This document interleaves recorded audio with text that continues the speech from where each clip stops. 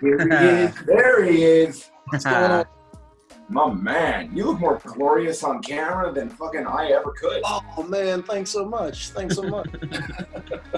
God damn, you look like you literally just came from Asgard. Hey, Totally. Oh. Yeah. Yeah. Oh my goodness. House, ladies and gentlemen. Oh, this episode is already winning. I love it. The champ is here. Oh, That's incredible. Oh man. How are you doing, my man? oh, I am good. Anything Good. fun, Hot. It exciting? is hot down here in the south, but other It's than hot that, down there. man, we're hitting close to triple digits right now. So Eee. Whoa. I've had a few people tell me they were hitting triple digits, and you know, me with my Canadian math, I constantly have to figure out what that is here. But either way, Right. fucking hot. and Yeah. sorry, I'm from the south. We're uneducated. I don't know how to tell the difference. Not a clue. Oh shit. So how are you doing these days? You're a general now. How does that make you feel? Man, it's awesome. Do you feel powerful? Sure. Sure. Okay. It probably should. But no, we first started connecting with all of our guys like literally right before that first video challenge hit, and so we were unable to get together and group up quick enough to get a video entry in for that first challenge. But we're doing what we can to come along for that second challenge. So Cool. see what happens. Mm-hmm. Fair enough, man. Challenges are a fun thing. Always seeing like what people do, what they put together, how they collaborate, what kind of ideas they come up with. Is there a few guys that you're working with where you're like, I know this dude's gonna put out some fire. I'm gonna enjoy this. Yeah, I've got a guy who he has his own photography business, and so he's got some good photos. I think he said he's not as comfortable with video, but I mean, Yeah. just one step off. So we'll figure it out. My wife is also a photographer and has dabbled a little bit in the video realm. She's done a couple of little small videos for me at the gym or messing around with like my cosplay stuff. So Cool. Yeah, I think we've got a good chance. That's awesome. Yes, I must say you're a pretty diverse fellow. Like you were saying, you do the cosplay, you got some of the heavy lifting going on. What made you want to get into the heavy lifting particularly? I want to ask you though, because I see you with that crazy fucking hammer. Yeah. So and dude, when I saw you with that hammer, I immediately looked up that company, and I was like, I need a hammer. Oh yeah, no, it's really awesome. I mean, the hammer I have is a 40-pound hammer, and just with the length of the handle, that's Sean Richards, and he's one of our Beard Struggle brothers as well. And I mean, it's amazing. He's literally just one state over from me. He's probably like a 2.5-hour drive away from me. But he's come up with this tool, to use. I mean, you can literally use it anywhere, and because of there's my wife there. That's cool. Giving the wife a shout out. That's a picture that I took of her with her camera, and then she did all the fancy editing. Yeah. That's awesome. But this hammer is really cool because you can literally use it. You can see where I'm swinging it. I'm slamming it into the ground. I can use it as like a kettlebell swing. You can use it with your squats, shoulder press. There's just a lot of things you can do with it, and it's really cool. It's a lot of fun. Yeah, man. It looks like you're trying to crack the fucking earth open. Exactly, but I love it. Like, it's so cool. As a guy that loves to smash shit, that's my thing. Oh, absolutely. Well, I mean, I was a big fan of the gym I go to has the sledgehammer and, the big tractor tires and what. Yeah. And that's a lot of fun. But this is something that you can clearly just take anywhere. Mm-hmm. So, yeah, it's a lot of fun for sure. But lifting in general, I got into it, late 2015, early 2016. I was just finishing up a divorce. Fair enough. And up until that point, I had with the way life happens, man. I was working all the time. I was working two jobs, one full-time job and another part-time job. and just didn't have time to take care of myself. And I just let myself go. And once everything happened with the divorce, I had more free time. So I was like, I need to do something with myself because I look pathetic, and you know, I want to feel better about myself. You know, I was obviously going through some depression and other things that go along with that whole, you know, the whole scope of things when it comes to divorce and ending a relationship. I mean, I was with that person for a really long time, and we had 3 kids together, and you know, so got in the gym and just started crushing it, man. I mean, I just and that's really the time that my social media kicked off as well. One of my buddies convinced me. He's like, "Hey, start an Instagram page, start putting up some progress stuff, and just that way you keep yourself accountable." And for sure. And it was literally just something so he and I could keep each other accountable because we lived in different cities. And cool. But all of a sudden I started getting followers, and I didn't know what getting followers meant back then. I didn't know anything. There's some of my cosplay stuff there. I love doing the crow. I love that crow cosplay so much. That's so much fun. So cool. Yeah. And but so got in the gym, started doing stuff, started getting on Instagram, started getting a following, I guess, started following other people that I follow. That Macho Man's insane. That Macho Man's awesome. Yeah, man. That guy's a cool dude, man. Wow. But so I got in there and started crushing it and started meeting up with other people who were just kind of on the same path, I guess, you know, and just wanting to be positive influence in the fitness world. And I kind of started things off with the whole aspect of, well, you know, I've been knocked down but not willing to stay down, and hopefully I can become a positive influence for others to do the same thing, because we all have life hammer us down sometimes, right? You know, and it's a different story for everybody, but you know, we have the opportunity to pick ourselves back up and keep going. And I wanted to be able to hopefully give people, you know, some of that same kind of encouragement that I was given. Absolutely. No, that's amazing, man.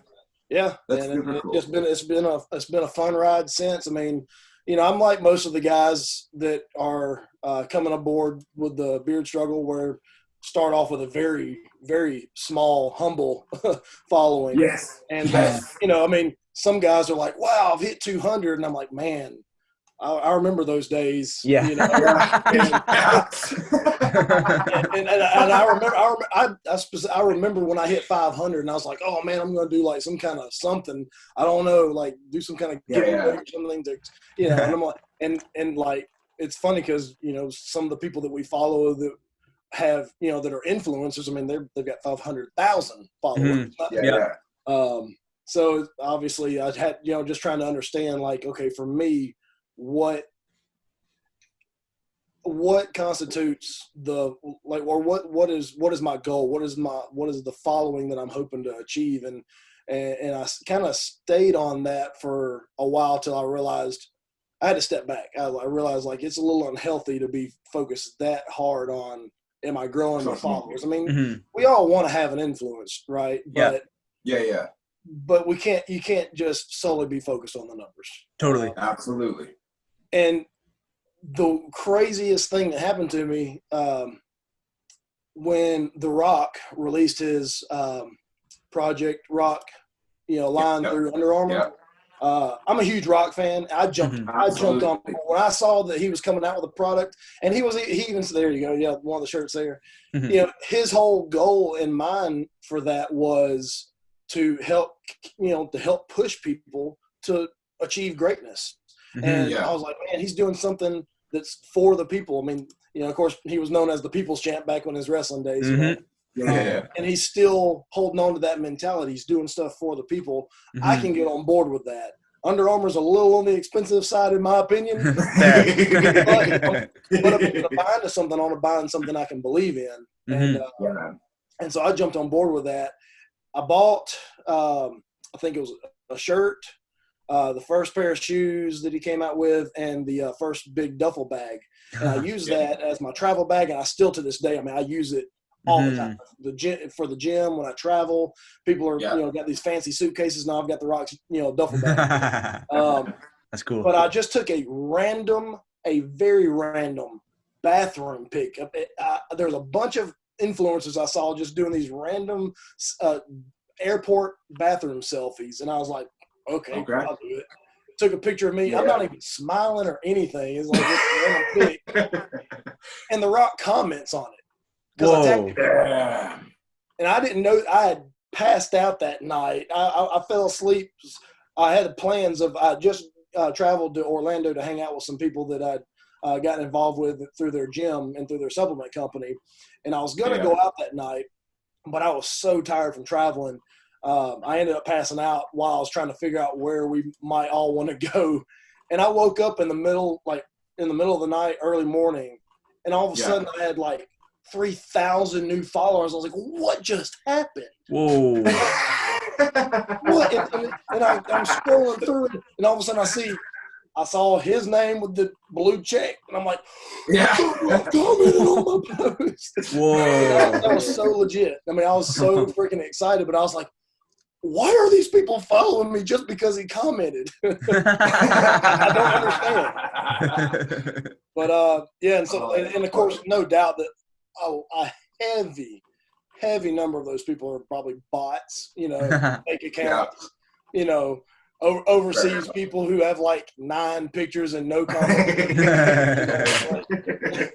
So, I mean, it shows that my Instagram's around, I think like 5,800 or something like that. But I mean, I probably only have 3,000 or less of true followers, Most of my, I get worried or nervous about 5,900. I get worried about the algorithm and Instagram's constantly changing rules because they talk about, how disingenuous it looks when you do have a large following, but then your pictures or your posts just aren't getting that many likes or that many comments, and mine do not match up at all. And I'm like, same. Yeah. I'm wondering, like, is Instagram going to shut me down or shadow ban me or I don't know. I've tried to go through and delete a bunch of those that I know are fake, but it's just so hard to do it when the number starts going up. Yeah, fair.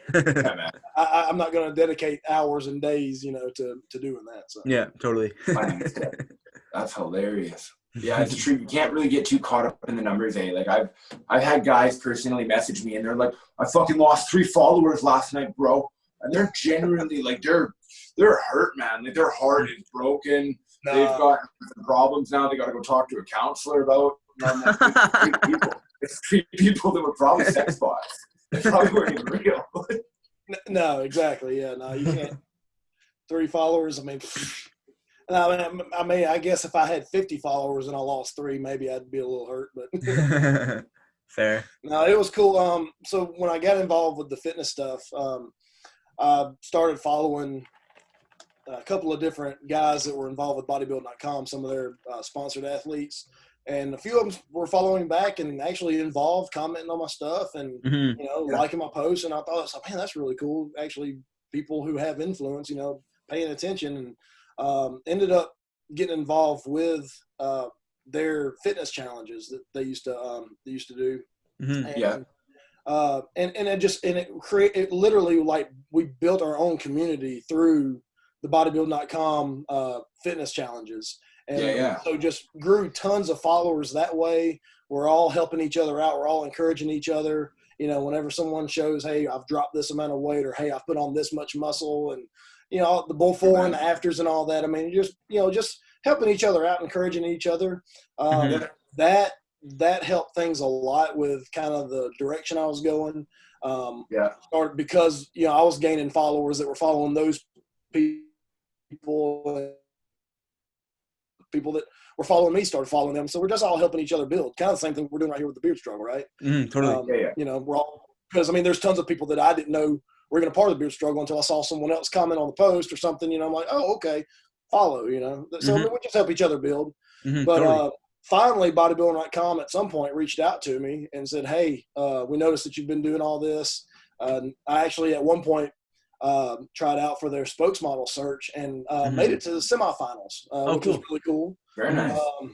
Didn't make it past there, but just to be, just to be on the list. I mean, they actually made like a cool little promo. They had all the people that made it to the semifinals, and there's my picture. I'm like, this is really cool. You know? Made it official. But when I didn't make it, they reached out to me and said, hey, we know you didn't make the spokesmodel search, but would you want to be one of our ambassadors? And I'm like, yeah, let me do that. Ooh, cool. Awesome. I want to be involved with this community. And that really just kind of led to a few different opportunities. I got to go to a couple the fitness expos. And just got to – the other cool thing is they let us promote the products and brand by sending us tons of freebies, giveaways and stuff. And so I'm at my gym, setting up a booth or a table, giving out stuff, taking pictures with people, just in my own local gym, throwing them up on, social media and whatnot. And so it was a cool little community that we created both locally and, nationwide. Yeah, man. And they have since disbanded the ambassador program. I stepped away maybe a year ago, I think, a little over a year ago. It started turning into a business to the point where we had to, like, if you were going to be an ambassador, if you're going to be part of the team, you had to make so many posts. You had to show that you had so much traffic going to the website through your username. And I was like, you know what? I didn't sign up for this to be a salesperson. Yeah, man. If I wanted to be in sales, I'd get a sales job. Yeah, totally. And so it was time for me to step away. I still love the brand, still love the company. I still follow them and I still, involved with doing their workouts. I'm wearing one of their shirts right now. I love them. But it just for being that involved, I was like, I just need to step back. Yeah, it's totally possible to still be a fan of something even though not being fully involved like you were. Absolutely. I understand that for sure. Absolutely. I mean, I even told I told the guys at Beard Struggle, I was like, hey, I want to do this. I want to be involved as a general. But at the same time, I need you to know, that I do have priorities. My family comes first. Obviously my work, that pays the bills. So, if I have to get too involved and it just takes up too much of my time, I will have to step back. I still want to be involved, obviously, just not in a full, like a general capacity. So fair. You're saying we're just getting started. So we don't really know where it's going to go right now. So we'll see what happens. Yeah. And like you're saying, it makes sense, obviously you can't invest all your time into it because you got a job, you got a family, you got kids, you got other hobbies and other things you got to do during the day. Right. There's only 24 hours in a day. So unless it can start to, make some of that gravy come in, you know what I'm saying? All of a sudden then we can start talking about it. But yeah, for sure. If I can get on Nick Hibbett's level, right? Yes. The mad mailman. When I saw that they finally posted, I was blown away when they posted that he got his 50 sales badge, a month ago or so. Yeah. And then all of a sudden he's over 100. I'm like, what is this guy doing? Yeah. Teach me your ways, young man. This dude, he's got to be in his early 20s, right? And I'm like, man, I can learn a lot from this guy. Yeah. Yeah, I think Nick is the same age as me. I think he's like 26, 28, somewhere in there. Okay. I think he's a young dude. Yeah, man, he's killing it. Like, I wonder what his little, like when he gets his little kick at the end of the month, I always wonder, like, how much fun that is. Because he's probably like, oh shit, Poppy, I can take the family out for dinner. Totally. Absolutely. I love me.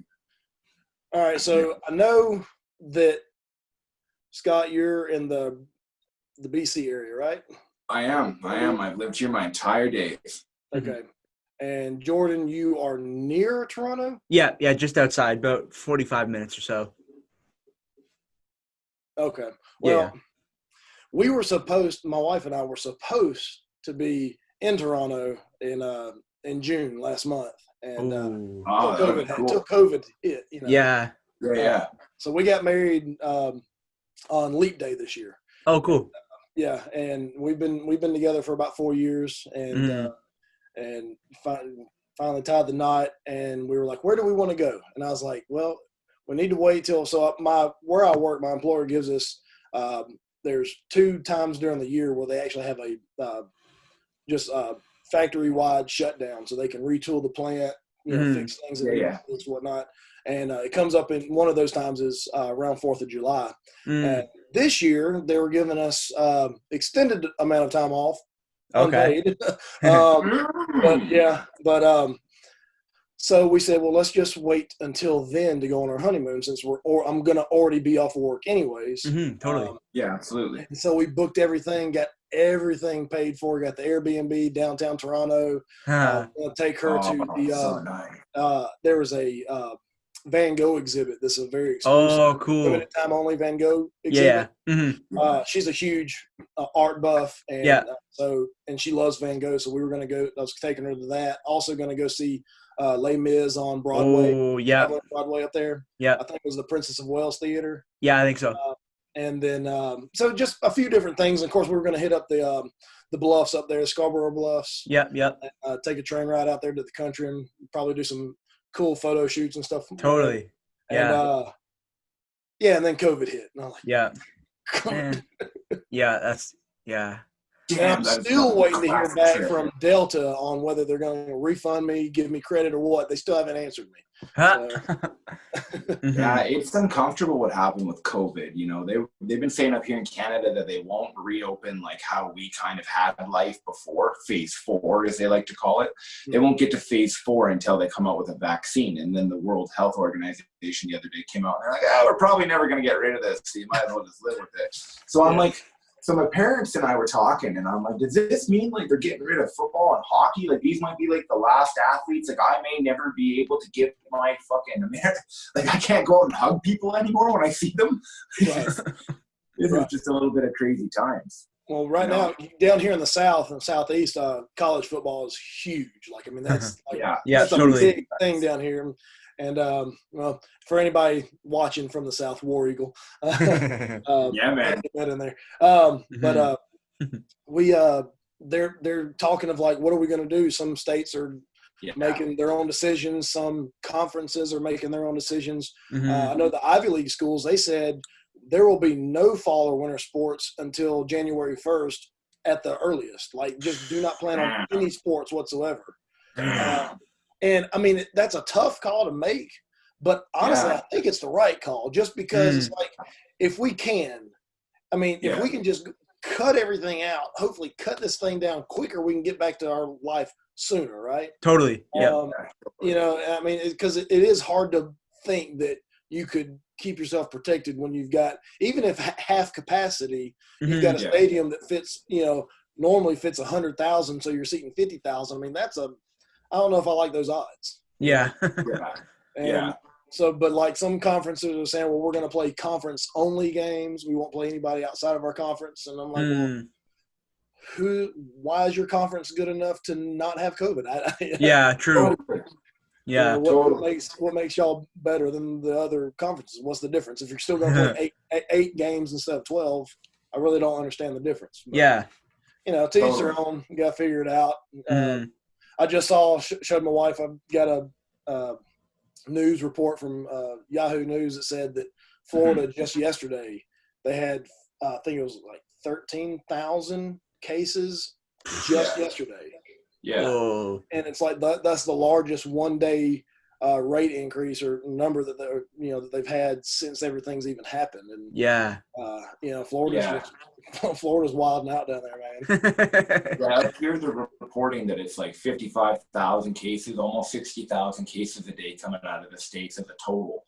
And I guess that's one thing I wanted to ask you, since you're down there, you're in the midst of everything going on. Do you think it's being handled correctly in the sense of like some places they're like, no, man, we got to open, we got to get back to life and making money, which I do see what they're trying to say.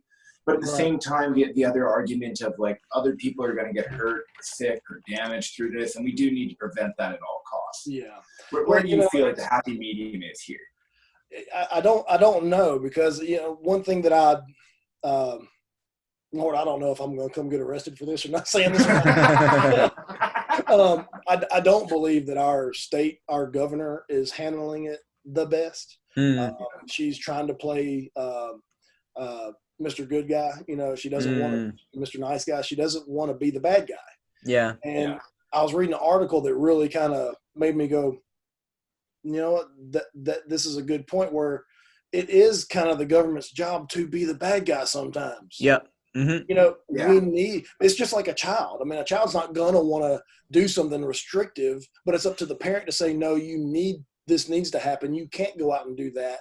And They have to play the bad guy sometimes. Mm-hmm. We need government to tell us, because we're a bunch of whiny babies that are ready to hurry up and get back out in the world. And we want to go do our fun things, right? I mean, I'm dying to get out of the house and go do something fun and be around people.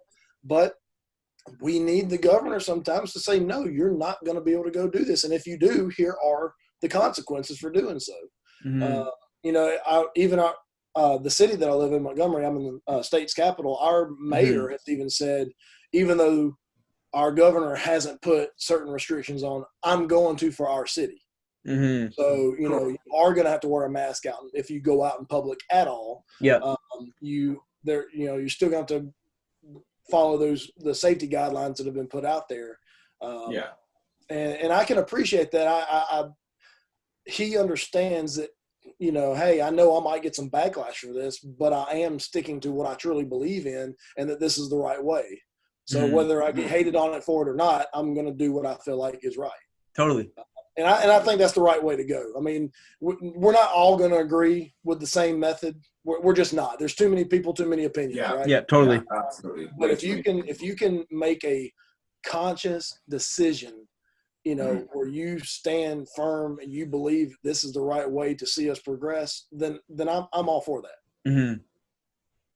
That was so well put. That was so well put, so intelligently. I wish more people were able to have a conversation and put their thoughts out a lot more like you, because I feel like having a discussion, even if you don't agree on a certain point together, it's good to have these discussions anyways. Just where everybody stands, how you can solve certain issues. Do you think that's a problem that a lot of people have these days? They try and people please too much. We got to make sure everybody's happy. And it's like, no. Sometimes you just got to be real. You just got to let people know how it is. Yeah. It's funny because in general, you see the people pleasing thing happening, or wanting to do what everyone expects you to do on social media. But every now and then you'll see those guys or ladies.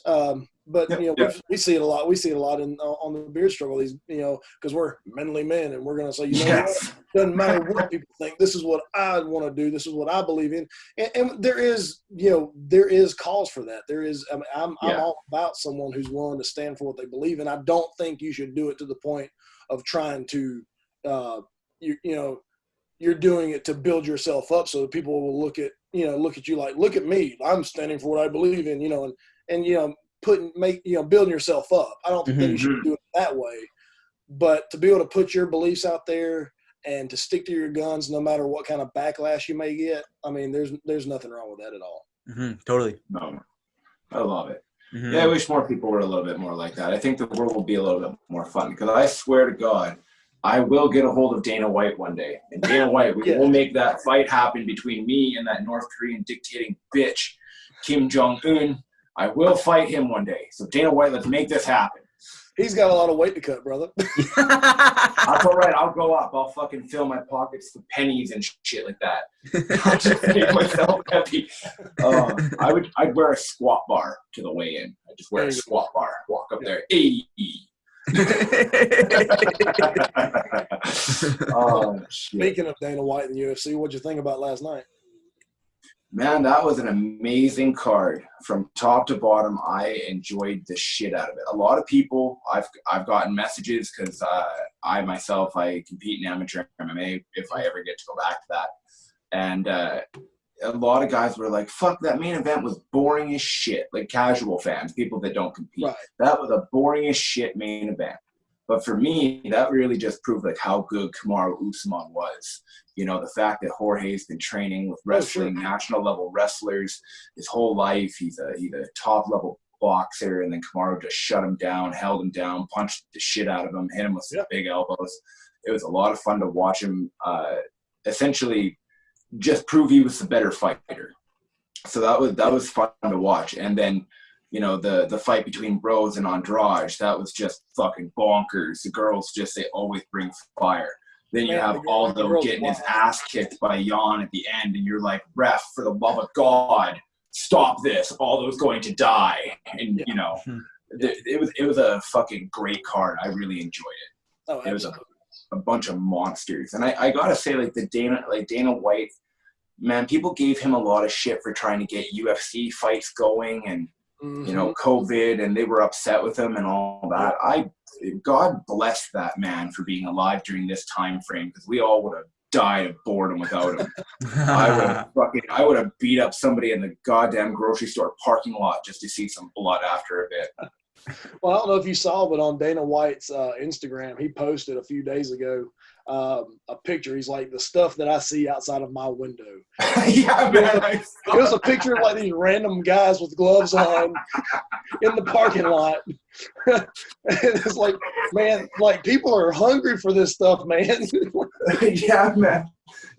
Can you imagine just fucking like going to work and you're getting some documents done? Like, I guess in his case, he's probably sending out some fight agreements, maybe negotiating some contracts. I don't know what Dana White does. He's a busy man.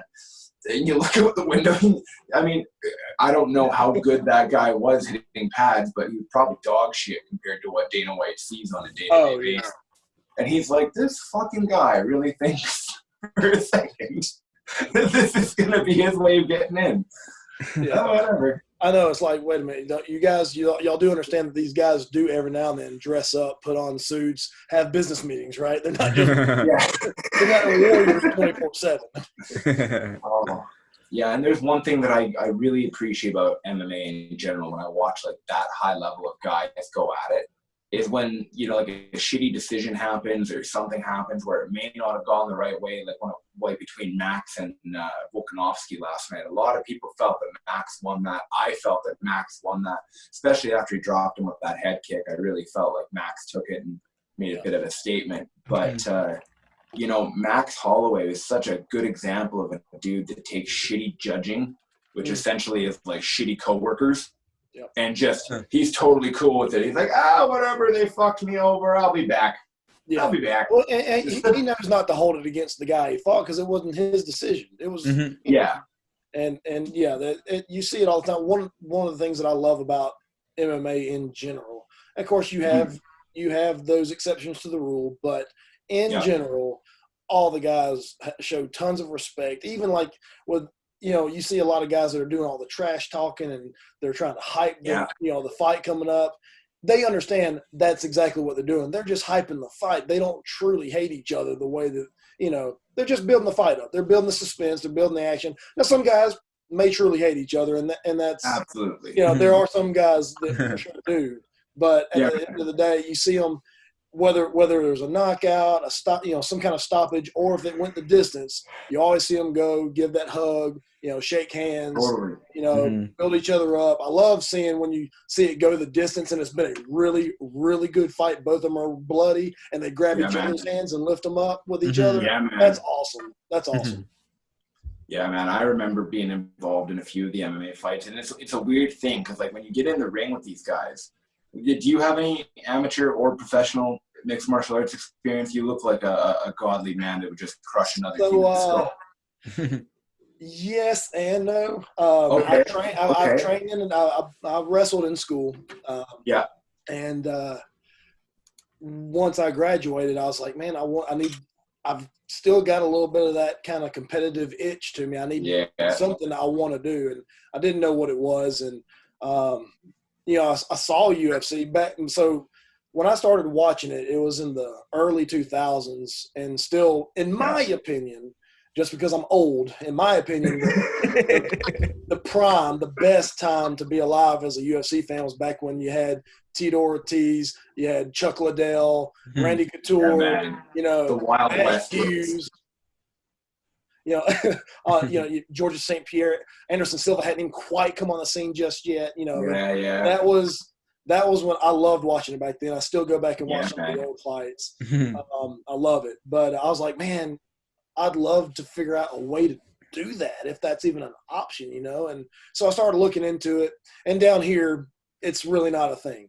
But I decided I was going to try. One of my coworkers, my manager actually convinced me to go take a Yoshikai karate class with him. He was a black belt and one of the senseis when the head sensei wasn't there. He would fill in for him. And I was like, man, I don't know. I'm a wrestler. I don't know how to use my hands and my feet. I don't know. I just know take you down, take you down and choke you out. That's what I know. And so he finally convinced me to go, and I fell in love with it. I started doing it 3 months in, I believe. I was literally in the best shape of my life because they would condition us like crazy, man. I mean, there'd be some nights where we would do nothing but, an hour straight of calisthenics. We wouldn't even do any sparring. We just do straight up conditioning and stuff and stretching. Totally. I mean, it was ridiculous. And so I loved it. And then I said, during that time period, I was like, no, this is something I really want to do. I've already got my ground game. I'm working on my stand-up game. This is fun. I believe that the sensei at this dojo could be the one to get me there. Talked to my then at the time wife, and she was like, sure, why not? I mean, as long as, because she had a job, I had a job. As long as it didn't interfere with anything, why not try to pursue this? And then we got pregnant. Well, she got pregnant. Fair enough, yeah. You know how that works, right? Yeah. And I was just like, man, it was just too much of a gamble. At the time, my job wasn't going to cover, both her and I and a child. And I knew that, obviously with amateur MMA, you're lucky if they're willing to pay your gas, travel. So, I mean, and I know you know that. Oh, yes. There is no guaranteed pay. I mean, if any, there's really no talk about pay. You're just lucky if someone throws you a bone. Yeah, you're absolutely and so I was like, right now, I can't chance that. And then, and that literally was like, at the time, I thought it was just a pause. I didn't know it was kind of like, that was like the end of it. Like, it wasn't going to go any further. Yeah. Until post-divorce, it was maybe fall of 2016, I believe. I had a coworker of mine, or a few coworkers, they were going to this local bar who had a MMA ring or cage, and they were doing amateur boxing inside of it. And I was like, that's intriguing. That's intriguing. I want to check this out. Mm-hmm. It's already getting my dick hard. Well, and I'd already heard a few guys who had gone in there, and it was just they were loving it. People were, it was funny because like coworkers were betting on each other and stuff, and making a little side hustle with it and whatnot. And so I was like, let me look into this. And sure enough, I get a coworker who's took 3 or 4 coworkers of me asking different guys till someone said, yeah, I'll get in there with you. And it was funny. I hyped it up real big. At that point, I was doing a lot of editing and stuff on my Instagram. So I literally created my own fight posters for just this local coworker versus coworker thing. Gave each other nicknames and whatnot, and hyped it up and made little videos and stuff. It was funny. We'd mean mug each other at work and try to like bow up at each other and talk trash, getting everybody hyped up for it. And then finally fight night comes. And and also too, because I had no idea how to box, I actually went and trained with a boxer. Oh, I'm loving this. Oh, I'm just loving the shit out of this. Just to get the fundamentals. I was like, look, I've got a fight coming up. I've never boxed before. I've never boxed, period. I've used my feet. I've used my hands to get someone to the ground, but that's it. I just need the fundamentals just so I don't go in there and just absolutely blow it. Mm-hmm. And he trained me for a few sessions.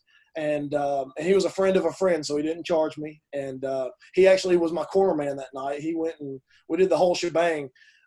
It was crazy because I hyped it up so well that I had Instagram followers message me like, hey, are you going to be broadcasting this any kind of way? And I'm like, and so at the time, Periscope was a big thing. Do y'all know Periscope? Yeah, I remember Periscope for short term, right? Yeah, so I had a buddy Periscoped on my phone. I gave him my phone for the night. He Periscoped the whole thing live. I had people from New York to California, everybody. I mean, like it was a big thing. For some reason, that night, our factory had to shut down early because they had some kind of mechanical issues. So everybody left work and came to the bar. Oh, shit. Dude, we had that place packed out. There were lines. My mom, this is funny. My mom and my grandparents were coming to the fight, which wasn't even happening until like midnight. I think they told us that we'd probably our match would probably happen around 11 o'clock. Ended up not happening until like 12:30 that night. But I mean, my mom called me. She's like, I don't know if I can even get in. There's a line going all the way down down the road. And, but sure enough, man, we packed that place out. So I even went as far as to, you see my Instagram handle, GoodJobbCobb. That was a nickname given to me by a coworker who said, dude, cool. if you had a fight name, dude, just think of you coming out to that ring and you hear Bruce Buffer say, and here, weighing in at whatever, coming in at, from Montgomery, Alabama, Blake, good job, Cobb. And I'm like, oh, that sounds amazing. Let's do it. So I went and had shirts made, hats made, and I was selling them, and to my coworkers, to people, that were following me on Instagram and everything. And like people showed up to the bar wearing my gear. And I'm like, this is so legit. So legit. And this is just a stupid little local amateur thing. Like it's really not a thing, but we turned it into a thing. You know what I mean? Totally. That's awesome. So I won by stoppage. It was just 2-minute rounds, right? It was 3 2-minute rounds, and which, by the way, I will say that first round I thought I was done. Like my legs were noodles, and absolutely. I was like, dude, I didn't know what I truly had got myself into, and I prided myself on training for this thing, right? Conditioning and everything. And when you get in there, it's just a totally different animal. And you got a guy, my coworker happened to weigh like 35 pounds more than I did. And he's just leaning on me, putting his weight on me. And I was like, at one point he actually dropped me to my knees, literally just by putting all of his weight on me. And I was like, I couldn't breathe. I was like, I don't know. I don't know if I'm going to get through this. But somewhere, I think it may have been after the first round, or it was in between one of the rounds. Can't remember. He got in my ear and said something like, you're mine now, and cussed at me. And I was like, just the fire lit. And I was I'm taking this dude down. I'm not having this. Yeah.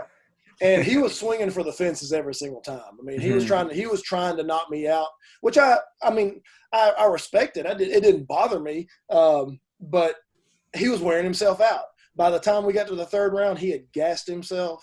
He was done. So I went in there. I was trying to be a little more technical, trying to throw a punch, dodge, duck and weave and do things and throw different combos. Well, I finally just punched him, just went boop right on the nose. I booped him on his nose, and he didn't move. He didn't put his hands up. He didn't try to dodge it. And I was I was like, I think he's done. I popped him one more time in the nose, and he didn't block it again. I was like, he's done. I threw a body shot, and he folded over, and literally he leaned up against the fence and just dropped his hands and didn't do anything. And I'm like, okay, I could knock him out with my left, or I could body shot with my right. I mean, it's right there for the taking. And I hesitated because I'm like, I do work with this guy.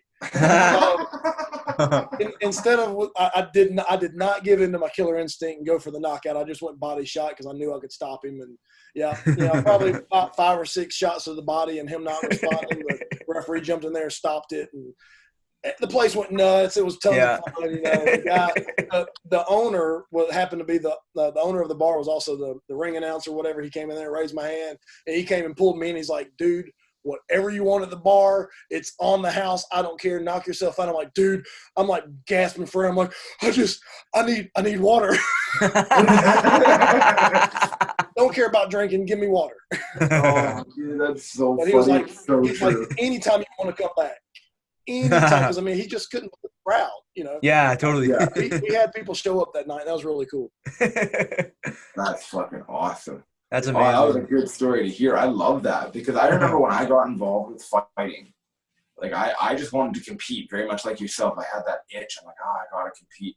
And I hunted down promoters. I hunted them down for years. I hassled them, sent them emails, did anything. I blew up their Twitters because I tried to even get into Twitter for a little bit, which is painful. Didn't do it. And I got in there, and my first fight, like you're saying, I got knocked out in 32 or 36 seconds in the first round. So we go in there, and I remember me and this guy, we face off the day before, and he's like a really nice guy. He's like, hey, Scott, nice to meet you. I'm like, me mugging. Fuck you, dude. Yeah, fuck you. And so we get in there and we fight, and I hit him with a leg kick. And I was like, oh, yeah, I got him with a pretty good one. And he did, like, some crazy fucking leg kick where he, like, danced with his legs and then he kicks me, and I'm dead. This guy's going to kill me. So at one point, I throw a jab, and he moves his head just a little bit off to the side like this and misses. I'm like, oh, shit, this guy knows what he's doing. So I get backed up against the fence, and I couldn't tell what he was going to do. He was either going to come for an uppercut or he was going to come for an overhand right, and I could not tell. And I never did find out. I still don't know what he hit me with because I just woke up a couple seconds later with my head bouncing off the canvas.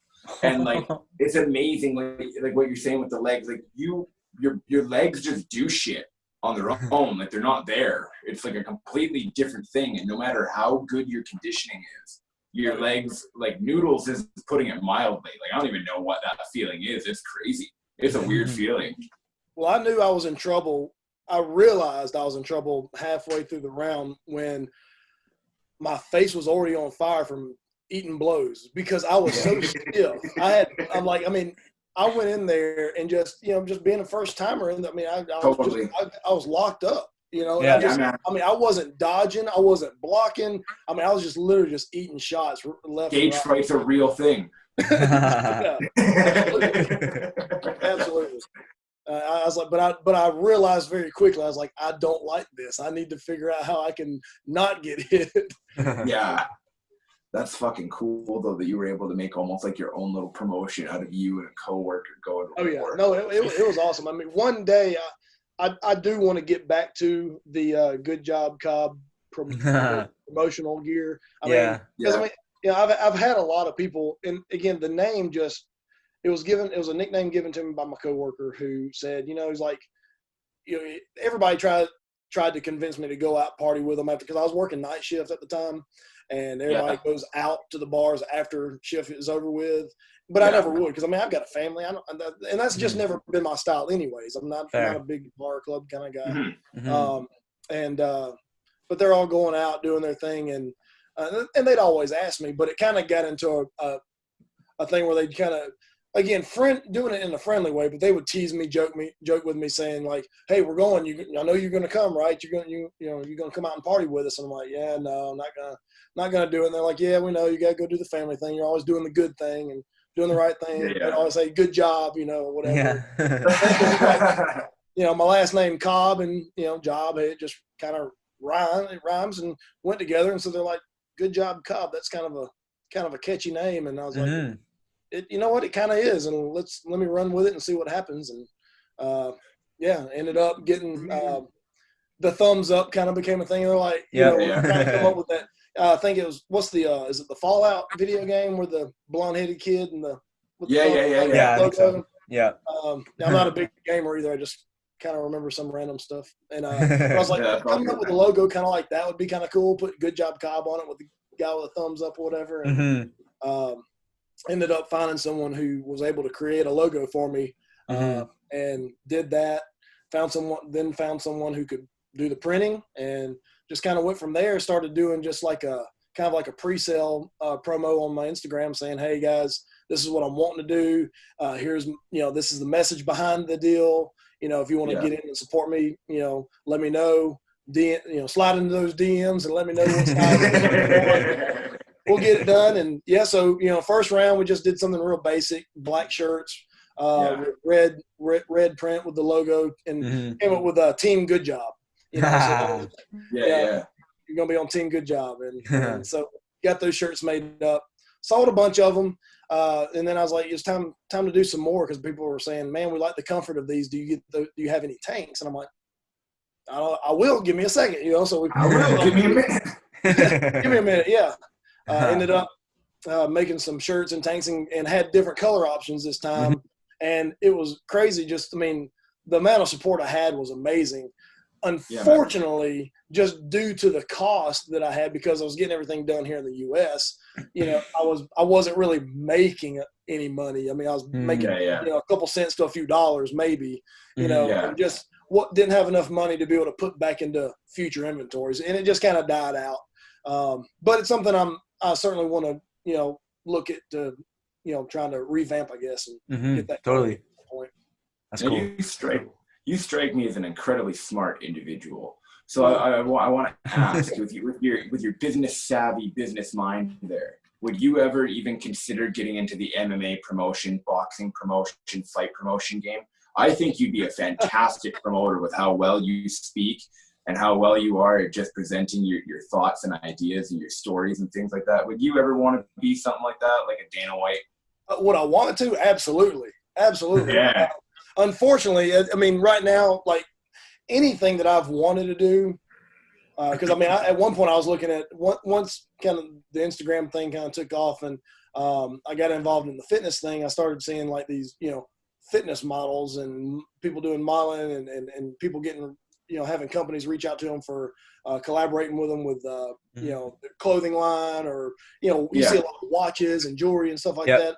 And, and I was like, well, maybe that's a thing, and maybe I should try it out. So I set up a couple photo shoots and did some, modeling and whatever that I just paid for them on. And so far, any of the stuff I've ever done, I've paid for the photo shoots. A lot of people are like, "Oh, you do modeling? Cool. How much fun is that? How much do you get paid?" I'm like, you don't get paid. Like, unless you're a celebrity, or unless the company has paid you to, unless it's some kind of commercial, you're not getting paid.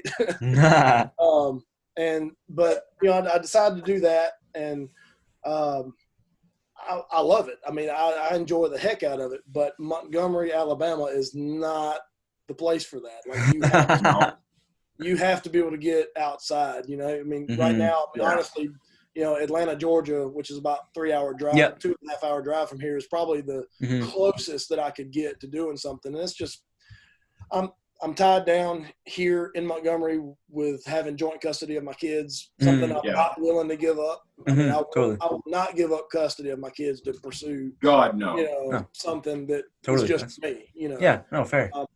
Sure, could it make us some money at some point? It probably could. But I just can't, I'm not willing to risk, losing years with my family for that. So, there's a lot of things that I want to do. There's a lot of things that my wife wants to do. At one point, she had a successful photography business here in Montgomery until she had to move when she was married to her ex. And since she's come back, she's trying to reestablish some of those, connections and whatever, and build everything back up. But just in general, Montgomery is just kind of a dead spot for a lot of that kind of stuff. So, man. Like I said, at some point, but at the same time, I'm also not in the mindset of, I know that once the kids graduate and they're off on their own, there will be opportunities to pursue things. Absolutely. I'm not going to be dead just because they're out of the house. If nothing else, that's when we're finally really going to be able to go and pursue a lot of the things that, we're just having to miss out on right now just because we do have responsibilities. Absolutely. And that's a really good message for other parents, right? Because a lot of parents, I've seen this over the years, they have like a bunch of ideas when they're younger, they get involved with being a parent, and they feel like, I don't know, maybe they can't do those things when they're older because they've changed or time has warped their mind or something. But like, I know for me, I'm not sure for you, I'm going to be 42 when my son is or should be graduating high school. And I'm like, I hit the fucking lottery. I am going to travel the world and sling dick and tell this kid stories. And he's going to be like, Dad, what are you doing this month? I'm in Thailand, son, slinging dick, drunk as fuck, smoking weed with hot Thailand girls. What do you do? What do you do? He's like, I'm in university. That's nice. I feel bad for you.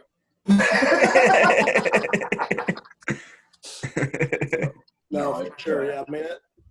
There's, I feel like, I'm not going to be able to pursue an MMA career at most of the guys that are getting out are my age right now. So Yes. that's something that's, that's something that's off the table. But I mean, anything, from, there's so many things I could still continue to do modeling. I could still continue to do fitness. Oh, yeah, you can. The beard, I mean, the beard struggle stuff. I mean, we can do all sorts of stuff. I mean, I've gotten, my wife is the one that got me into cosplay. Mm-hmm. I still have, there's tons of stuff I want to explore and do with that. Getting into this, all the Viking stuff and just the I've always been a medieval fan, like medieval time period fan. I love all those movies and whatnot, but now I'm like, just until really, I mean, like the last 5 or 6 years, I didn't even know that was a thing where you like dress up and do stuff like that. Yeah. I didn't even know that existed. So, now pursuing that and creating stuff, trying to figure out what kind of costuming I want to do, or what kind of, what weapons do I think are the best, there's just different things that I want to pursue and to explore with that. And, the beard struggle is obviously helping with that, just with their branding and whatnot. Totally. Yeah, man. Yeah. Yeah, it's interesting you mentioned that. Like, there's the cosplay for superheroes, Vikings. There's so many different options and things like that. Is there, like, if somebody were to ever come to you with, let's say, a TV show, a movie idea, hey, what do you want to do? We would love to put you in something. We're going to give you the decision. What would you like to do? Do you like to do like a Viking show? Do you want to be in a superhero movie? Do you want your own show about your life? Like, is there something that you would like to do in a TV production aspect? That is a good question. I've never thought about that. I mean, obviously there's superheroes that I love, I know, Jordan, you said you're a big Wolverine guy, right? And that's right. honestly, I feel like if you live in Canada, Wolverine better be one of your favorite superheroes. Totally. Yeah. He's not, Yeah. Wolverine was he was the one that really got me involved in comics as a kid. I mean, I can still remember going through those comic pages and collecting the cards and everything way back in the day. That's cool. Yeah. So Wolverine, at one point back when I didn't have a beard and my hair was shorter, I was like, I would Wolverine today. But the Thor thing is kind of taken on now with the longer hair and the beard. Everybody's like, oh, man, you look like Thor. And I'm like, I mean, yeah, sure, a ginger version, yeah, I guess, more the Norse version of him, sure. Yeah. Do you know who you remind me of? Like, when I look at you, you remind me of that dude in Vikings that came in when Ragnar left and he started boning all the chicks in the village.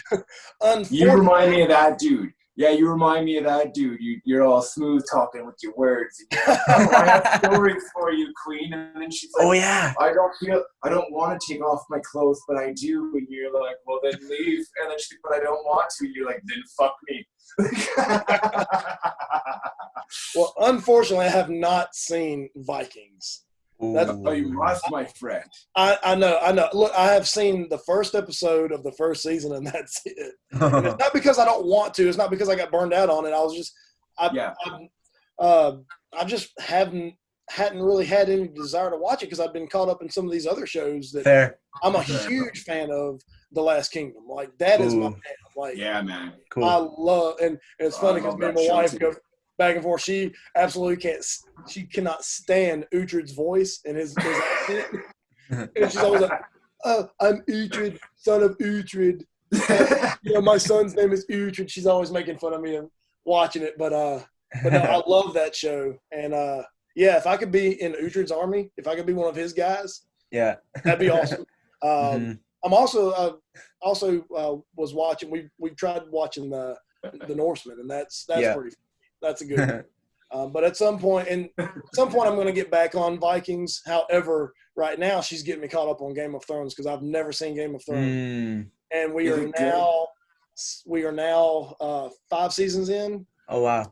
And we're at the point where you finally see like the whole horde of the White Walkers when they they take over the Wildling village, and it looks like Jon Snow's about to be killed, and then he kills one of the White Walker kings or whatever, and so we're right there at that point, and I'm like, I both love and hate this show because she gave me a heads up before we started watching. She said, do not get attached to anybody. Everybody dies. Don't attach yourself to anybody. And I'm like, okay. And I immediately, once I mean, I immediately fell in love with Ned Stark, and of course he's gone like in the first episode or two. This is more in the first season. She told me this was going to happen, right? And I'm like, okay. And then next thing you know, I'm all about some Robb Stark and his mom Kat, and I'm like, they're awesome. And then they die like in season 3? Like, what the crap? And that one really hurt me. That one really hurt me. He's like the epitome of like the good guy, and yes, I may look like Thor, but I personality-wise, I'd be Captain America. I mean, I'm just like, for sure. Kind of guy, and I always like the good guy. The guy totally. That always, walks the straight and narrow. And I felt like that's kind of the way Robb's storyline was going. But then my wife was like, "Well, you do realize that's exactly why they killed him off, because they knew you were going to follow that road, and they wanted to screw with your head, And now I find myself doing it again with Jon Snow, and we'll see what happens. He's not dead yet, but I fear he's not dead yet. Oh man! But to answer your question, right now I'd probably lean more towards the Viking deal, some kind of warrior show or movie. Yeah. That's what I'd want to do. Mm-hmm. I just love the mentality, the mindset that goes into the whole, just the whole attitude of being a warrior. And just think that's a lot of fun.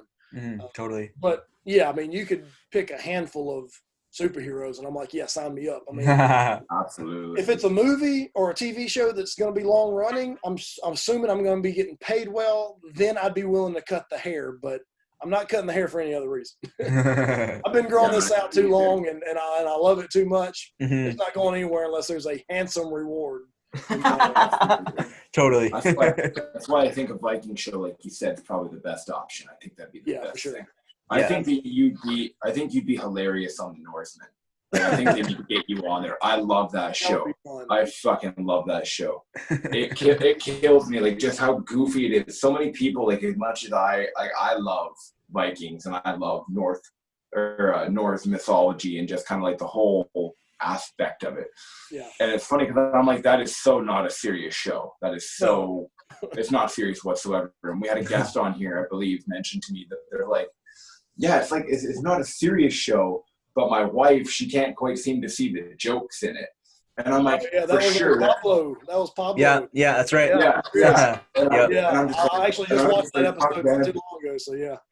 Yeah, I was like, fuck, man, exactly the same thing here. Like, that's exactly how it is. Anytime I ever watch Spartacus, Vikings, Last Kingdom, you name it, everybody else they can't get into what I'm getting into. I'm like, but it's so good. Yeah. It's so good. It really is. Mm-hmm. I'm also a big fan. I don't know if you've seen the show or not on Netflix. It's a Jason Momoa show called The Frontier. Oh, I've heard about it. It's an amazing show. I mean, awesome storyline. I love the, it's kind of like the colonial period, and we got all the different colonies set up, but we're still fighting England, and and Jason Momoa is just a beast in that show. I mean, I absolutely love it. That's cool. Yeah, man, I like him. He's a great actor. Yeah, even something like that. I mean, I'm all about that. I mean, anything that has to do with time period where they don't have. I mean, I think they've got guns then at that point. Yeah. But I mean, anything that involves something that's before guns were a thing. Like, I mean, put an axe, a spear, a sword, anything in my hand. Let's do it. Absolutely. I'm the same way. It's funny you mentioned that. Like, I'm not a big fan of guns. For some reason, like, guns don't really do it for me. But you give me a sword fight, I'll watch that thing to the death.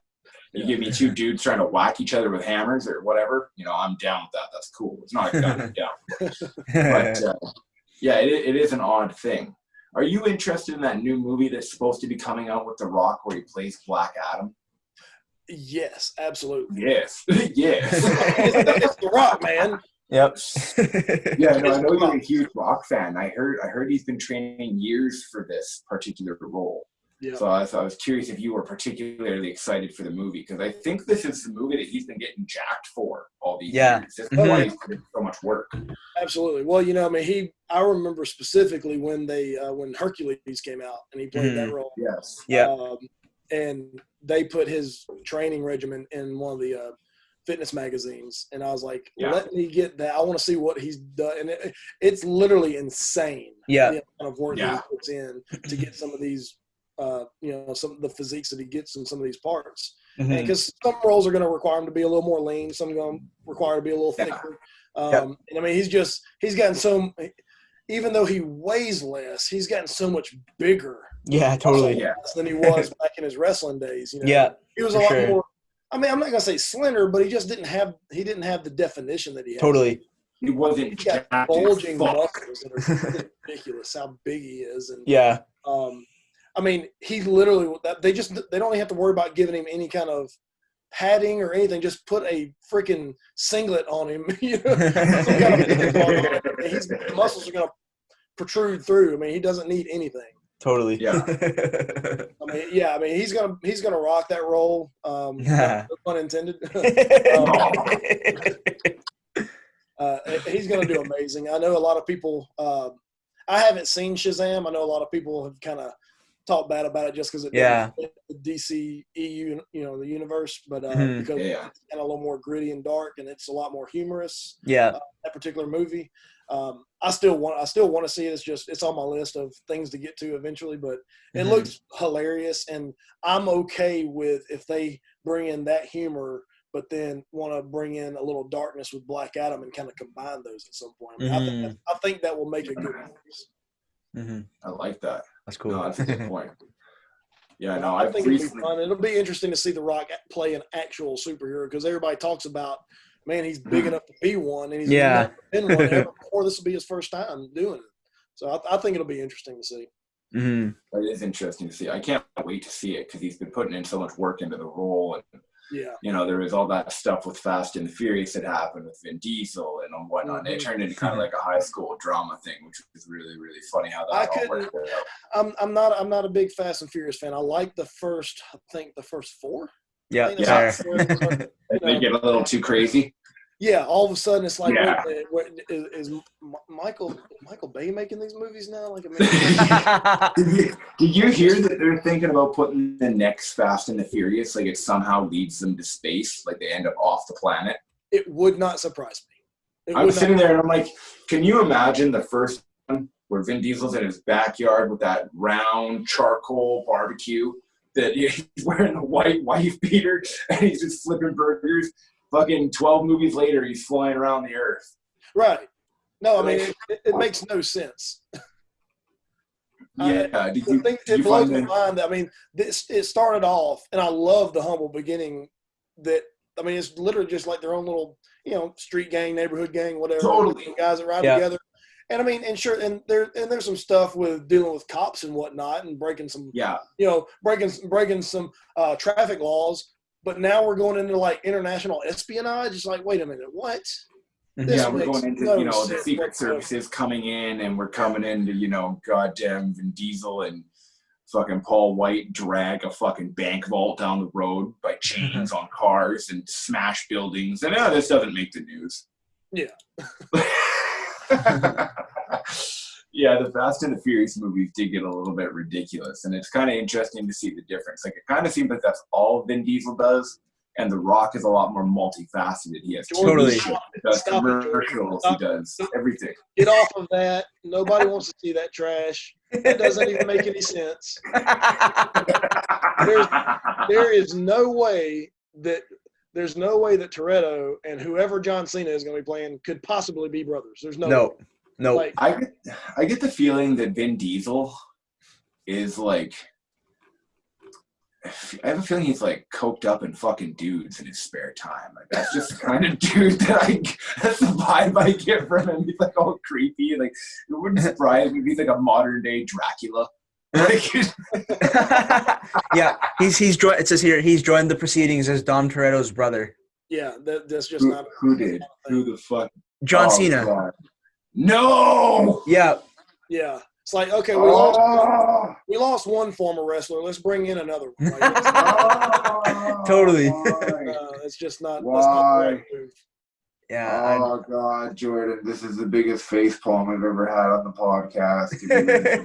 I've seen it in the Fast and the Furious. Yeah, and then apparently Han's back for episode 9, which I don't know how that happened. How the fuck is he back for episode 9? Is this in between him getting his dick sucked before going to Tokyo? No, it's like he's somehow still like he seemed pretty dead like in the last one that he was in. Pretty dead. Like I don't get it. That'd be such a dick move, like in GTA 5. If fucking, like Michael, he pulls it on Trevor, he jacks all the money and leaves, and Trevor comes back 11 years later. He's like, hey, so I thought you were dead, so I've been doing meth for 10 years. He's like, yeah, I know that. I've been living in this mansion, slinging dick, son. It just, in my opinion, it's just kind of, I hate to say it, but lazy writing. Honestly. Fair. It's how do you, just because you want all of these movies, they're just grabbing for cash, right? It's fair. Absolutely. That's all they are. And it's like, well, how can we can bring Han back, but how? It doesn't matter. Just bring him back. Like, it doesn't matter. Like, don't forget the story. There doesn't have to be a story. People will watch it just because people are sheep and people will come and pay money. It's like that's totally. So awful. That's not the right way to handle your viewership. Yeah. No. See, I would handle my viewership in a much different sense. Like, I think.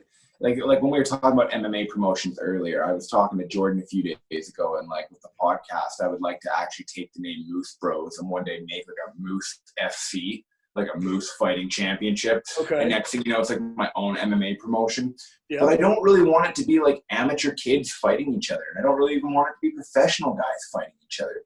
I want it to be like that Comedy Central show years ago out of like clay animation Deathmatch, where it shows like all the celebrities of the world killing each other in wrestling matches. Like, that's what I want my promotion to be like. I want to see Vin Diesel versus The Rock in like a TLC match. Or I want to see like Kim Jong-un versus Donald Trump in a tag team match or some shit like that. That would be my MMA promotion. Well, you got some guys like him. I don't know if y'all paid any attention, but Mike Tyson is apparently training to come. Yeah, I saw that. Yeah. And he's supposed to be doing it just for charity, but yeah. The man still, he looks like a beast. That his training videos are insane. I don't want to get punched by him. No, absolutely not. No. They're talking about, and I'm so mad because I can't think of the celebrity, but there was a celebrity athlete that said, "Sure, I'll get in the ring with him." I'm like, are you nuts? Like, no, that's not a good move. No, he's not still at so all. dangerous. Like, doesn't make any sense at all. But again, people are going to pay money to see that. Mm-hmm. Yeah, there was a bare knuckle boxing company a little while ago, and they were offering Mike Tyson millions of dollars to go in there and fight, I think, Shannon Briggs, which is another heavyweight boxer, and they wanted them to do bare knuckle boxing against each other. And I'm like, no. There's no, look at this guy. Look, he's still a beast. I think they said he's, I don't want to misquote, but 62 maybe. And it's just. He's got to be at least 55. Look at that beard. Yeah. That's gray as shit. Yeah, that's the video right there. That video right there he's a scary dude. Yeah, like he still looks like. Look at the speed. Oh. Look at that. Yeah, it's funny that you mentioned that. Like, I've heard a few professional fighters mention that when they're in his presence, that it still feels like a caged lion, like you're in a cage with a lion. And he's like really calm and cool. He's like a tranquilized lion right now. And you're never quite sure if he's going to fucking kill you in a second. Because he's Mike Tyson. He's Mike motherfucking Tyson. Yeah, absolutely. No, and it's funny because I'm just now recalling this as we're talking, but I specifically remember, and it may have been a year, maybe a little over a year ago. I remember him being on Joe Rogan Experience. Yep. And that was such a cool interview, by the way, just because you got to hear things that you just about his life that you just probably wouldn't have heard any other way, except he's just being very candid with Joe Rogan, being open and everything. And I thought it was really intriguing that he said that he actually wanted he wanted nothing to do with the fight game anymore. Mm-hmm. Yeah. Because he literally has become a different person since Yeah. And totally. It's almost like he locked that person away and just never wanted to return there, and let's move forward and just in a very tranquil, peaceful way. Yeah. Yeah. It almost kind of seemed like it scared him to think about going back to that because he knows how dangerous of a guy he was. Yeah. Yeah, and, he mentioned that he didn't like that he didn't like the idea of hurting people anymore, and he didn't like the idea of going in there, and he was even scared about like working out hard because he thought the competitiveness would come back and he might want to go back and punch somebody. So, but I guess he's like, someone's like, well, do it for charity, do it for the kids. He's like, okay.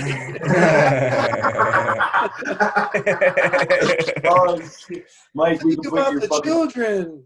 Think about the children and not the man that you're beating into a coma.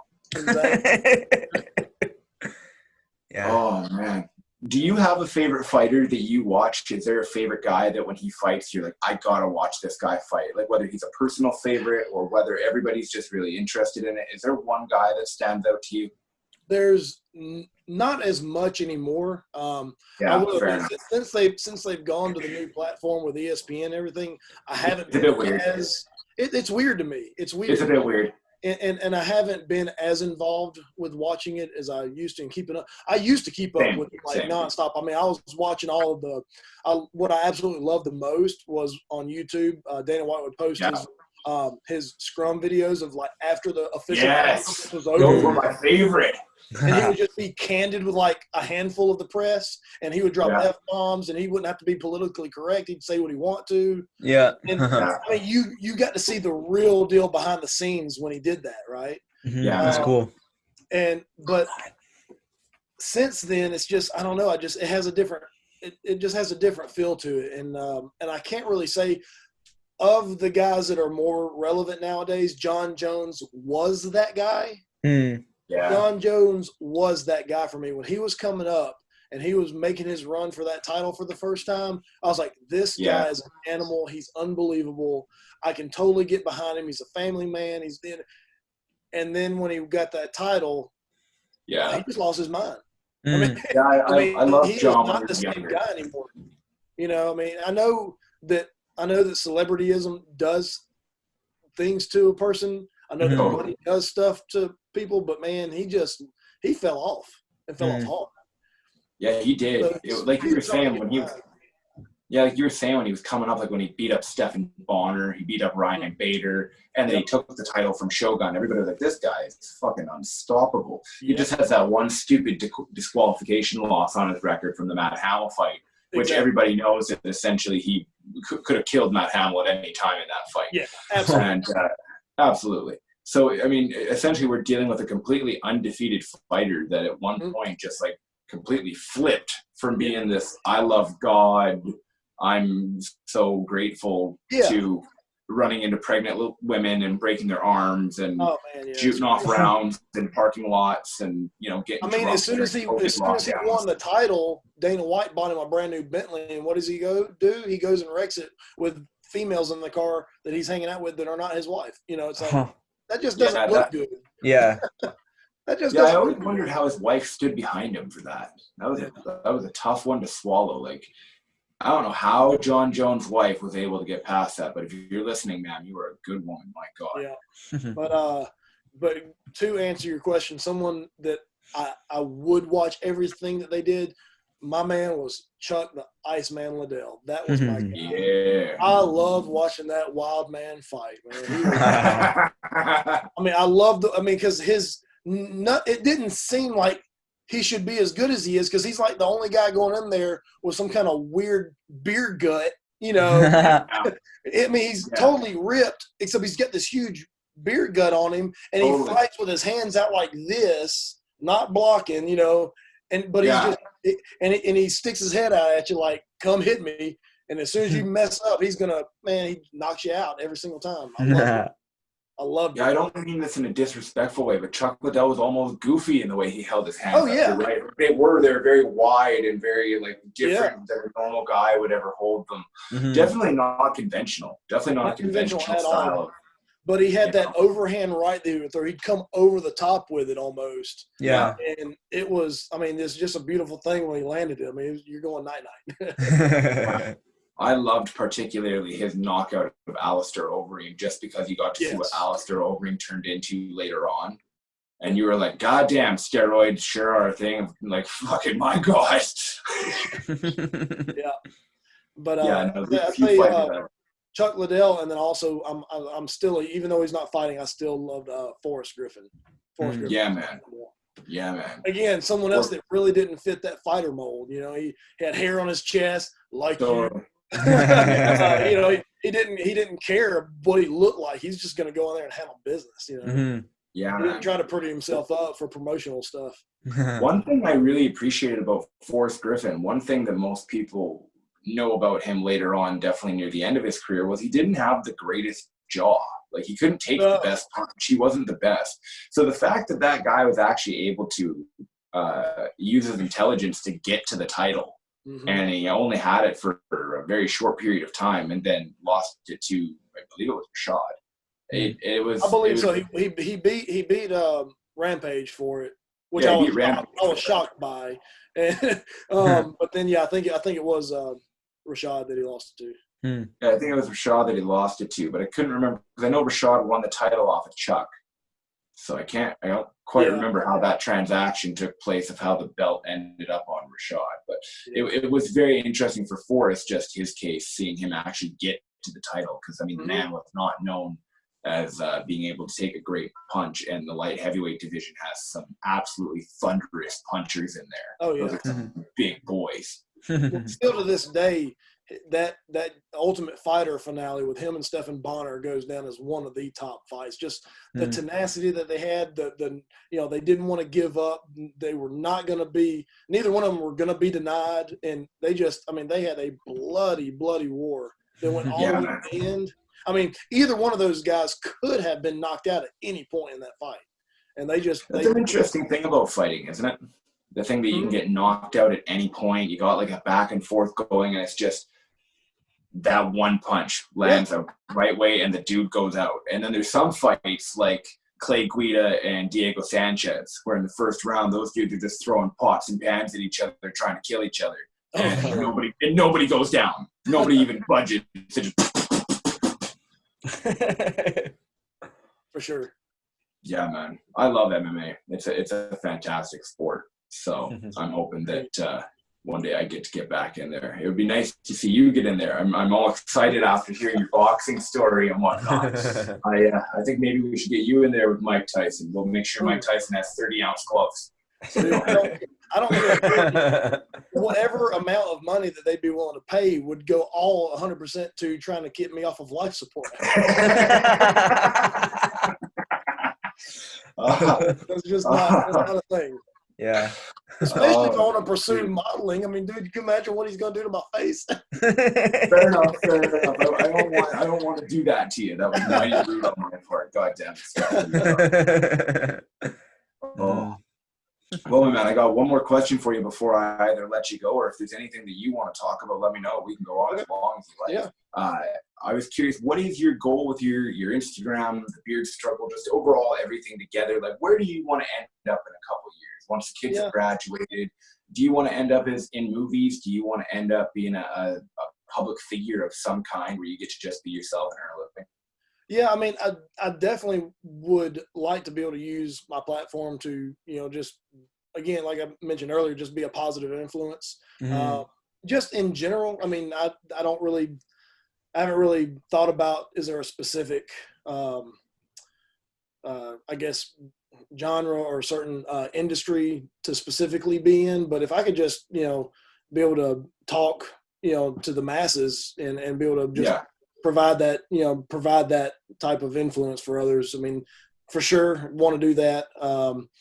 With the beard struggle, right now, it literally is just something to do for fun. I mean, there's tons of guys that I have met through this that I wouldn't have met any other way. And we've already created a connection. I mean, you guys, we would not be sitting here doing this if it wasn't for the beard struggle. Absolutely. Or, I mean, if it did happen, I don't know. I can't understand how. Yeah. It certainly has helped bring some people together. Totally. Where do I want to be with it? I mean, I guess the ultimate goal would be to be a master Viking, right? I mean, seems kind of legit what they get to go and do and all the fun they have. Even if, I mean, I don't really care about the sales. I mean, I'm not trying to make money with this. If it happens, it happens, and that's awesome. But that's not a goal. Totally. Like I said, I mean, if I wanted to truly be in sales, I would have a sales job. And that's just not my style. I'm not a salesman. It's funny because I actually have tried sales before, back when I was younger, and still to this day, the one thing that I can't do that they say you have to be able to do in sales is ask for the sale. Make them say yes. And I can't do that. And the reason I can't do that is because I hate it when they do it to me. Yeah, totally. Fair. You know, when they pressure you, when they look at you and you're whatever it is. I mean, I don't care if you're, buying flooring for your house or buying paint and whatever it is. And they're like, and you finally say, oh yeah, this is what I like. And they're like, cool. Is that going to be cash or credit? And I'm like, no, not yet. Totally. Yeah. I'm just not that. That's just not my style. Fair. Yeah, totally.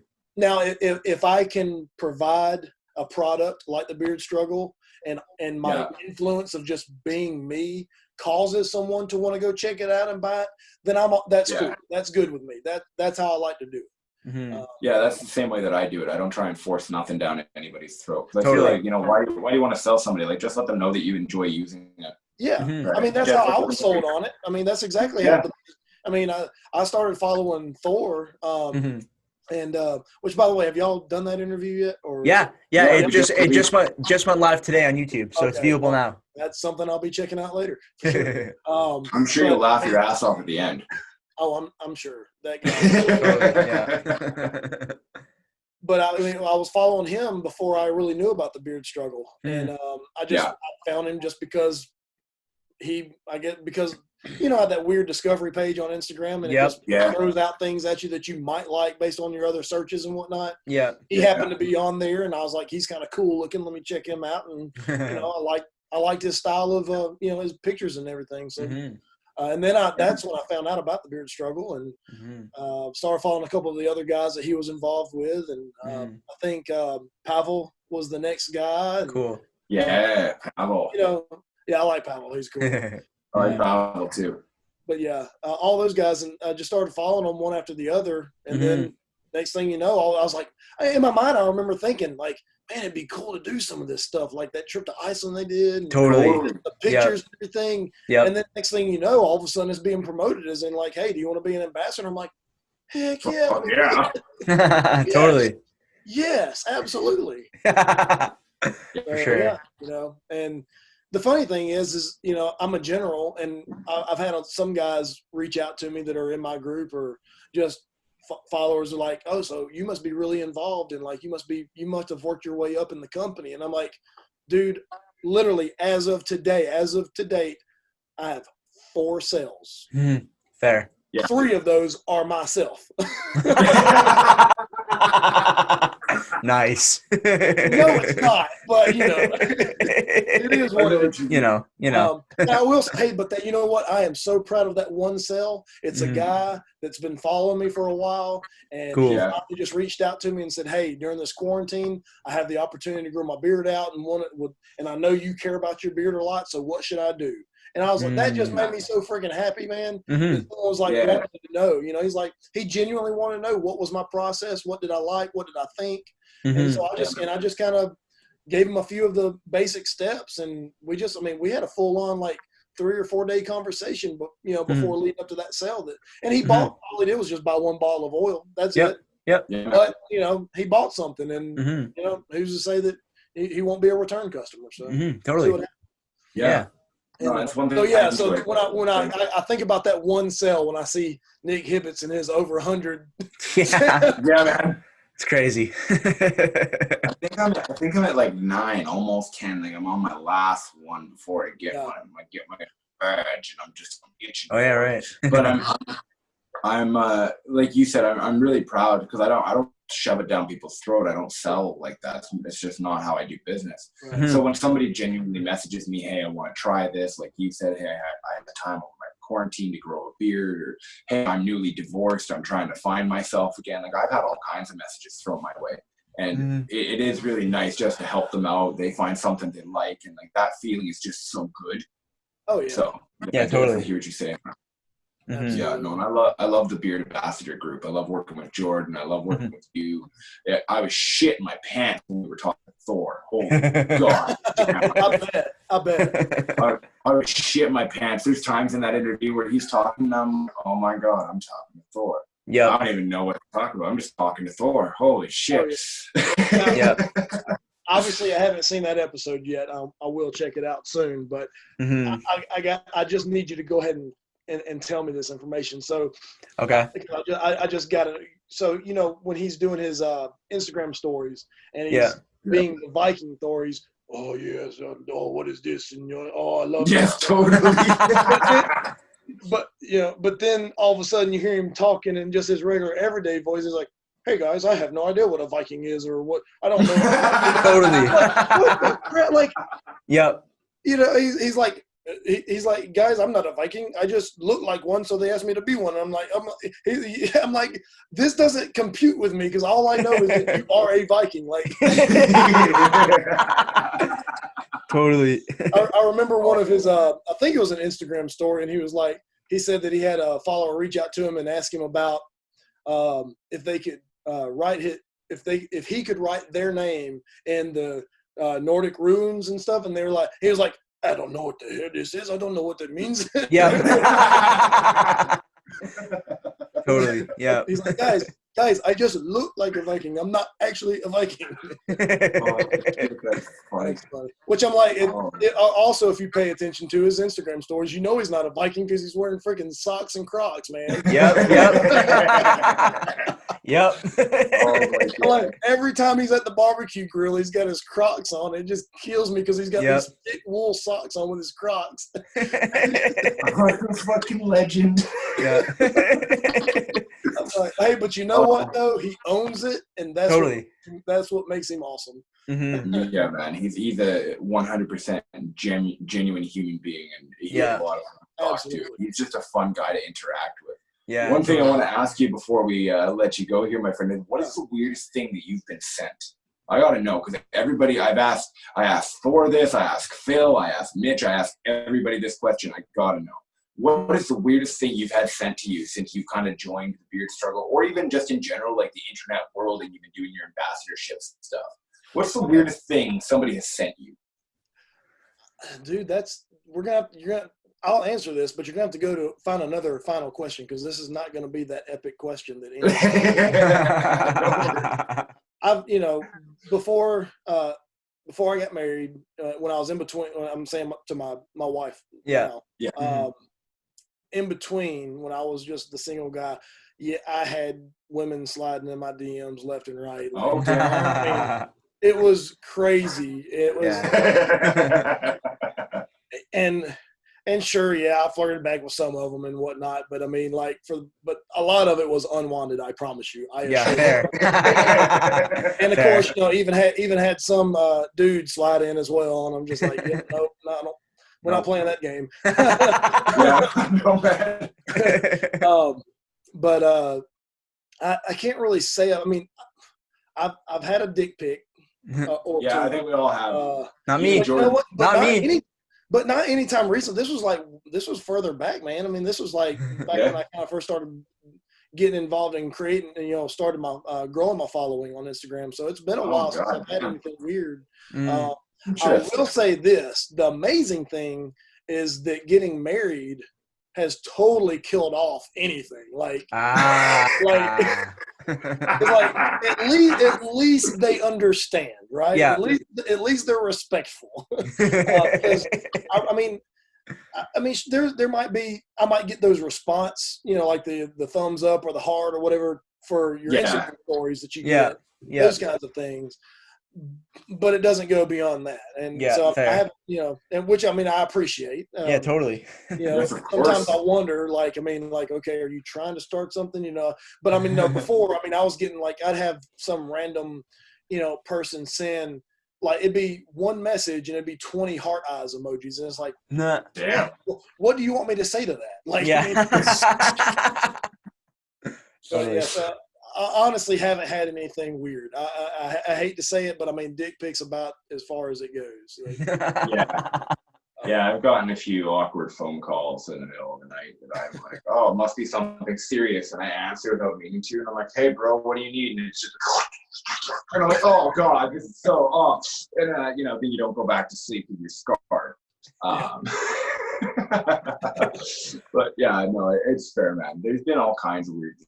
I had some guy send me a picture the other day of him buying dude wipes.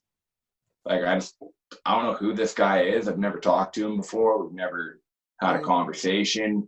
Sends me a picture of him buying dude wipes. Wipes for his ass. He's a full-grown man. Not sure why he thought I needed to know that, but apparently he needed to share that shit. right. So, but no, well, if we're going to end on a different question, then I need to know which two celebrities would you pick to go into a death match? Ooh.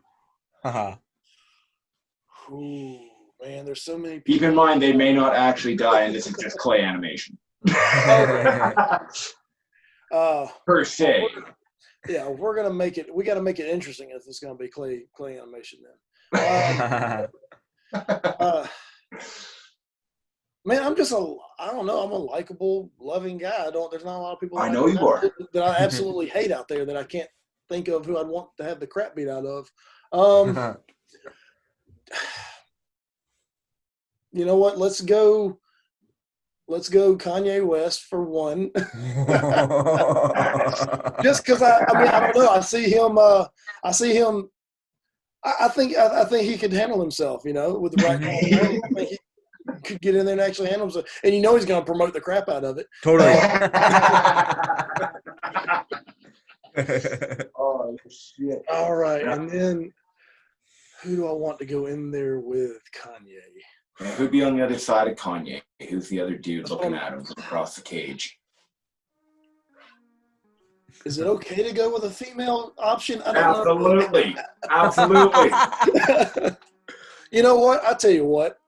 Let's go with Kim Kardashian before they were ever involved. Like back when when her family were at the heyday. Pre-meeting. So they don't even know each other. Let's go with when they were in the heyday of their Keeping Up with the Kardashian days, like way back then. Oh, shit. before Kris Jenner.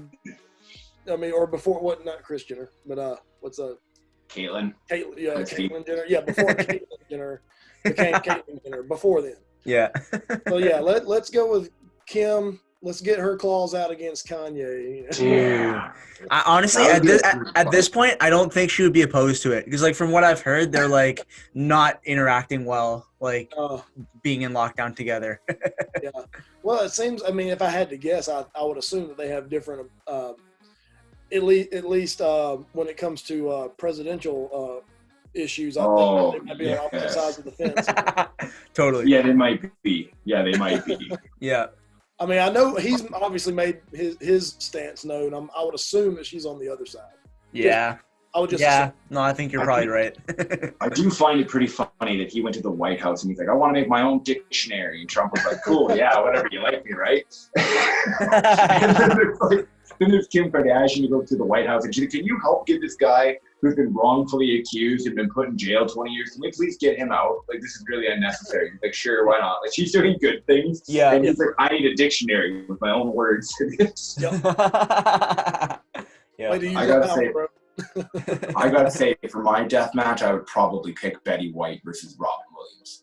Oh, that'd be a good one. I just like to see them two just fucking go at it. Dude, well, I mean, who doesn't love them some Betty White? I'm gonna try so hard to get Black Belt to date with Betty White before she leaves this earth. Fucking good old woman. God bless her and her White Claw commercial. But I wanted to say thank you for joining us, my man. You're a fucking absolute gem, and I'm going to have to get you back on here because I know you have more stories in there and more information. Oh, sure. I love talking to you. I love talking to you. You're a gem. I just want to say thank you. I appreciate the shit out of you. And I love working with you. It's nice working with you. Jordan, do you want to say anything before I babble on more like a poorly produced boyfriend? Yeah. So I'll have Blake's discount code down below if you want to go give him a sale. Follow my Instagram as well. He's got great photos, as we've been talking about. Yeah. Absolutely. That's all from me. Thanks for coming on. Thank you guys for extending that invitation. It's been awesome, and I've been looking forward to this ever since we started that conversation. So I appreciate that. That's awesome. Cool. I'm glad to hear it, brother. Thank you, Blake, for coming on, and my man, we'll have you back on soon. I love it. All right, sounds good. Awesome. Thank you. All right, appreciate it, fellas. Cheers. Later.